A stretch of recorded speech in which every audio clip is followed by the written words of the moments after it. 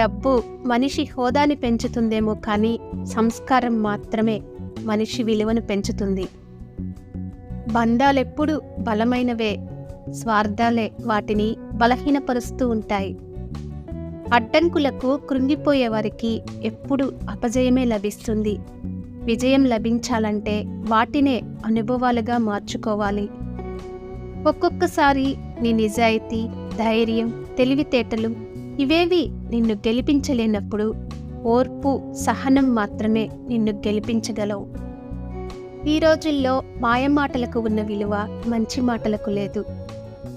నీ నమ్మకాన్ని డబ్బు మీద ఉంచకు, నీ డబ్బును మాత్రం నమ్మకం మీద ఉంచు. ఎవరు ఎప్పుడు ఎలా మారుతారో చెప్పలేం.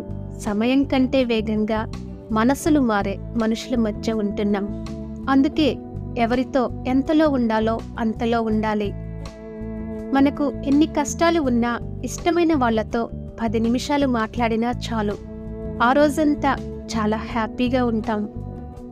విద్య నేర్చుకున్నాక గురువుని మర్చిపోకు, ధనం వచ్చాక మిత్రులను మర్చిపోకు, భార్య వచ్చాక కన్నవారిని మర్చిపోకు, అలాగే అవసరం తీరాక సహాయం చేసిన వారిని మర్చిపోకు.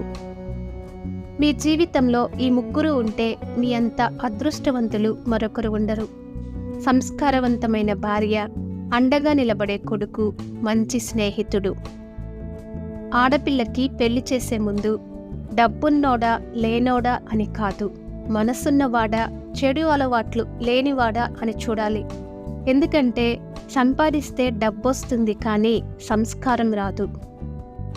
ఎవరేంటి అన్నది నీకనవసరం, నువ్వేంటి అన్నది నువ్వు తెలుసుకో.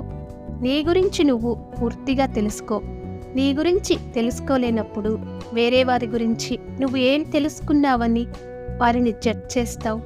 ఒకరి గురించి నువ్వు మాట్లాడే హక్కు నీకు లేదని గుర్తించుకో. ఏడ్చే మగవాడిని నమ్మకూడదు అంటారు.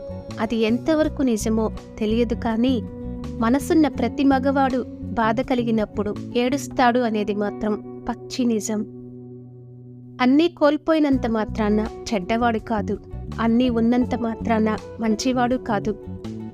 గొడవపడిన బంధాలు అందమైనవి అయితే ఎన్ని గొడవలు పడినా విడిపోని బంధాలు అద్భుతమైనవి.